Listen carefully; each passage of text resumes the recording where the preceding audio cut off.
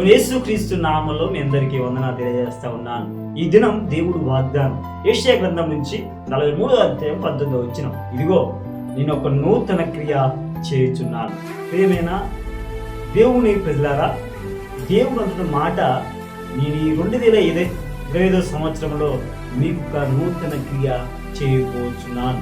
చూడండి, ఎన్నో సమస్యల చేత పుట్టుమిట్లవుతూ, ఎన్నో బాధల చేత, ఇరుకుల చేత ఇబ్బంది పడుతున్న నీకు నాకు ప్రభు మాట్లాడుతున్న మాట, నేను ఒక నూతన క్రియ నీ జీవితంలో చేయబోతున్నాను. ఎన్నో కష్టాల నుంచి, బాధల నుంచి, ఇరుకుల నుంచి నువ్వు పుట్టుమిట్లు అవుతున్నావేమో.